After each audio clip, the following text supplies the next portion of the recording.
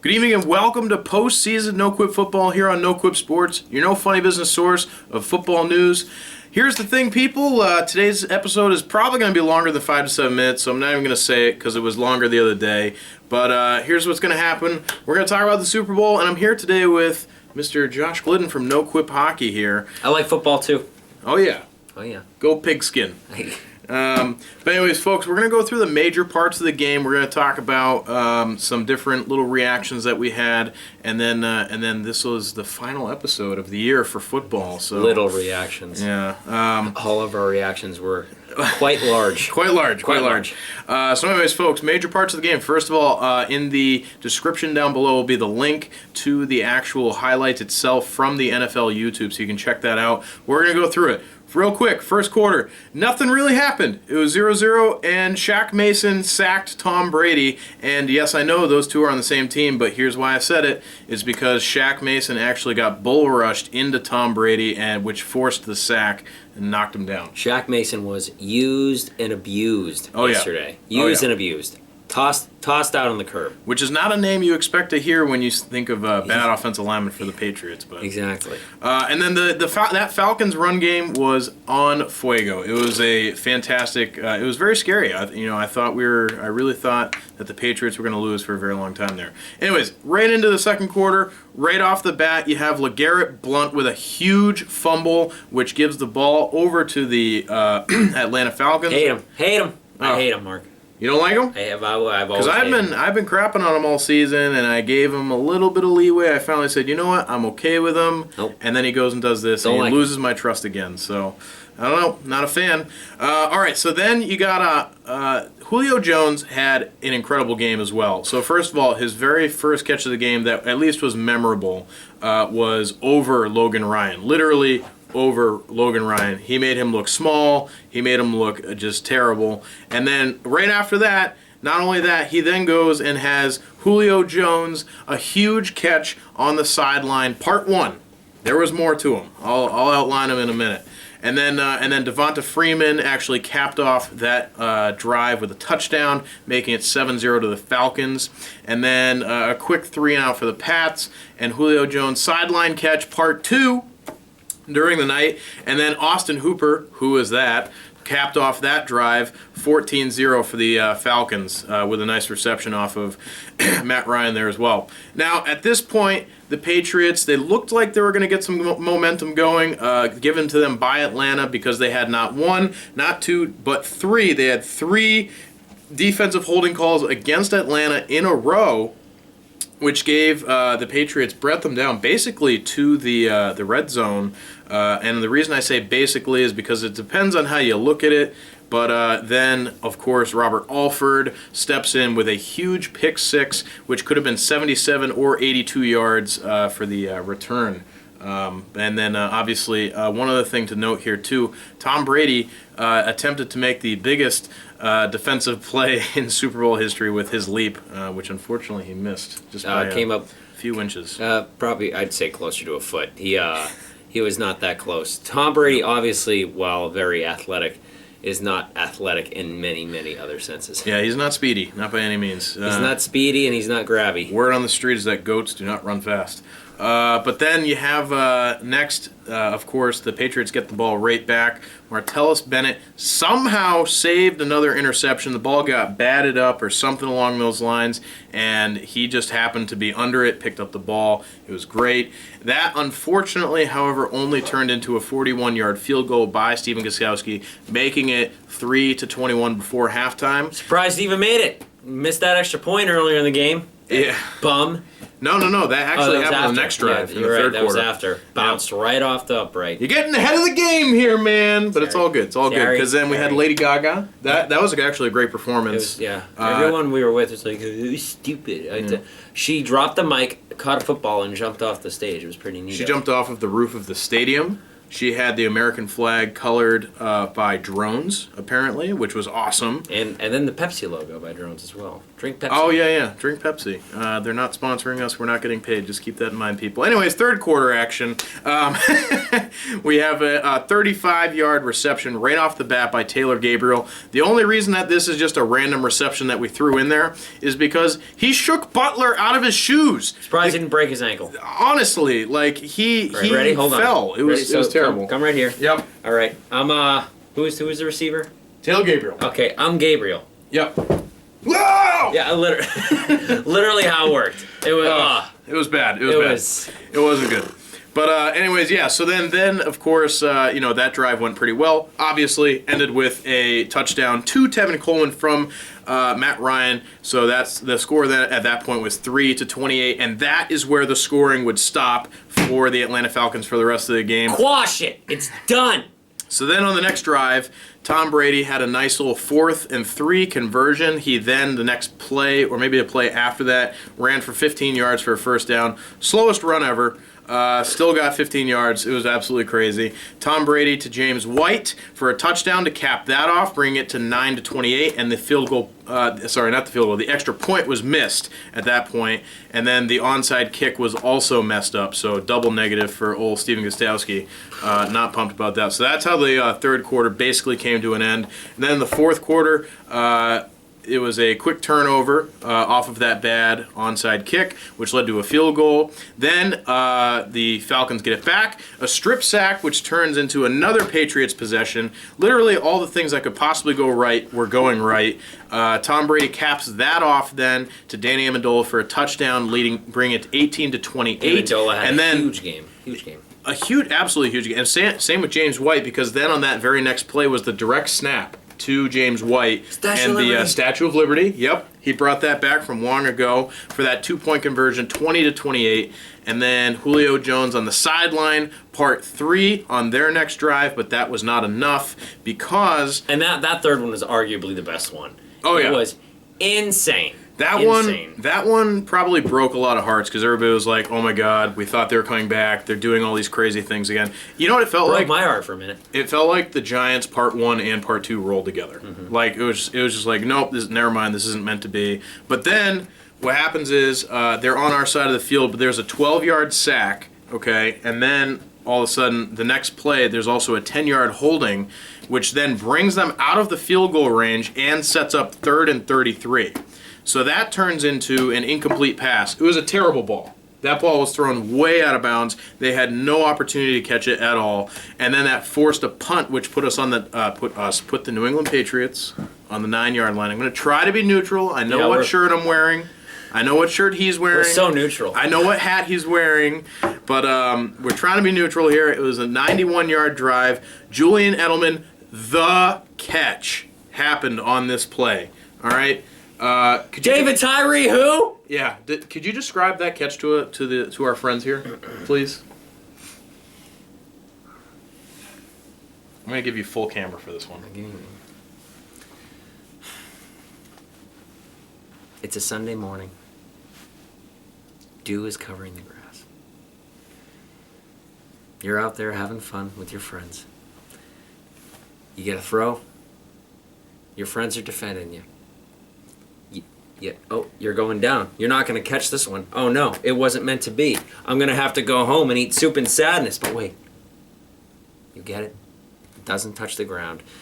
And you're filled with a euphoria that just encompasses your entire being. And it was just incredible. I bet that's how Edelman felt. Took that one back to his childhood days. Oh, absolutely. Incredible catch. Literally, David Tyree Part 2. Only it involves skill and not just. Yeah. You know what I mean? I caught the ball on my face. So yeah, that was easily the best catch in Super Bowl history, by far and away. I mean, I'm sure people will argue the David Tyree catch till the day people die because, of course, that was also a Super Bowl in which the Patriots lost. But that's because they're Giants fans and they're sad people being neutral. Being neutral. Completely neutral, 100% neutral. Completely neutral. So anyways, that drive was then, of course, capped off by James White rushing, which made it 26-28. The entire game at that point riding on the 2-point conversion, and which turned out to be great because Danny Amendola, Tom Brady, to Danny Amendola for the 2-point conversion, tying the game 28-28. Then there was a little bit of funkiness that went on. The Falcons had a quick drive. They tried really hard. They failed. Then the Patriots got the ball for a play, and then they did this interesting thing where they tried to like do a fake kneel, and then they handed it off, and then like a fake rollout pass, and then Dion Lewis tried to run it, and then the Turf Monster kicked his ass. Oh my gosh. It was weird. Turf Monster twisted his ankle in half. Yeah, it was bad. It didn't look good. So then, overtime, Patriots get the ball. They are marching down the field, folks. Like, no questions asked. It was a lock at this point. They're on their way to battle. They were in fifth gear. They were motoring down the field, and then right in the end zone, Martellus Bennett draws a defensive pass interference. The ball is then on the 1-yard line, and who runs the ball in? 2-yard line. 2-yard line. Sorry, folks. 2-yard line. Who gets the ball on a toss stretch run to the right? But James White to rush the ball in for a touchdown through 4 defenders in order to win the game. Absolutely incredible. I don't care if you're not a Patriots fan, Mark. If that game didn't give you some sort of emotional reaction, then you know what? You're stone cold. Are you even alive? Are you even living life? That's right. No, you're not. All right, so holy heck. Yep. We needed defibrillators. People are going to be asking you where you were when Super Bowl 51 happened. I kissed Mark on the cheek. He True did. story. Yeah, right here. Nice little kiss. It was True great. story. It warmed my heart. Oh, that was... Got all on Snapchat. Oh, yeah, absolutely. So, friends, also some things that I noticed throughout this game. The clock runtime in the third quarter it really threw me through a loop as a Patriots fan, but also neutrally speaking. If that's how they're going to run things from now on, they need to not test it during the Super Bowl, or they need to make it more clear prior to the Super Bowl that that's going to happen. I think it was motivated by advertisement time, which is cool. And we're going to talk more about that in the offseason, but that was something I was really concerned about, and I want to look to see when those rules came into play and stuff like that. And real quickly, yeah, how about the advertisements this year were utter garbage. Not great. Utter garbage. Not great. Not one Budweiser commercial. Not one. I didn't see one Clydesdale. Very disappointed. Continue, Mark. Back to you. No worries. So then the other thing that we noticed about the game, the Atlanta Falcons were calling extremely aggressive, bad play calls at the end of the game. You know, from a Patriots point of view, it was really great because every time they threw the ball and they missed, it hit the ground, the clock stopped, gave us more opportunities. We didn't need to use timeouts as early as we maybe should have. And stuff like that. I think that was just their head coach and trying to make sure that Matt Ryan got the MVP if they won. I think they let it get to their head too much, that they were way ahead of the league. And it really showed that experience is exactly what mattered in this game. There was several points where, especially the drive when the Falcons were on the 25-yard line. Yep. They were in field goal position. All they had to do is take several knees, run out some clock time, boot it, and basically put the win out of reach for the Pats. Well, that was that drive that you're referencing. That was the one where they got the 13, 14-yard sack, whatever it was, and then the holding play as well. All they had to do is kneel it a few times, and because what's your kicker's name? Theirs? Yeah. Matt Bryant. Yeah, and then he has a leg. So it's like he easily could have won the game for them. Mm-hmm. But nope, they had to put it in little Matty's hands and try to make something happen, and his heart was broken once more. The thing is, I do feel a little bit bad for Matt Ryan because he is a Boston College guy. I feel bad for Matt Ryan. I do not feel bad for the city of Atlanta. Fair enough. But also, conversely to my point that I was just making about Atlanta, the play calling in the third quarter and a little bit the fourth quarter as well with New England just running the ball was pretty outrageous too. So I don't understand that. But obviously it worked, so I'm not super upset about it as a Patriots fan. But neutrally speaking, once again, it was super odd. It was weird to me. Then the other thing is the Patriots defense actually played really, really well the whole game. I know a lot of people will say differently, but obviously they shut it down. They buttoned it down in the second half. But in addition to that, the Atlanta Falcons offense only scored 21 points against the defense. Because of that pick six. Doesn't really count towards that offensive score, obviously.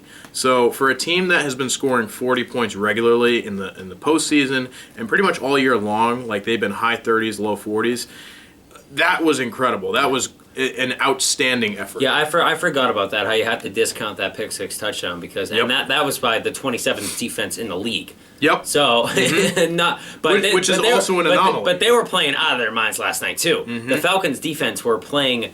it looked like two number one defenses against each other in the first half. So it was just insanity. Well, you can't have two number ones now, can you? Nope, and that's why you can only have one. However, actually you could have two number ones because you have... Well, hold on now. You got the Patriots, who are number one. Sure. And then you got the Atlanta Falcons, who are number two, which means that they're the first losers. I thought Switty Warman Mamma Johnson was number one. He was number one. He was number one. But anyway, so some other final notes for you folks. James White, I thought he was playing scared the whole game. It's kind of odd to me that he was the one that scored 3 touchdowns and all that. Tom Brady, obviously the MVP. There's way too many records. Way too many records to keep track of. 15. But here are the big ones. Super Bowl 51 went into overtime, first one ever.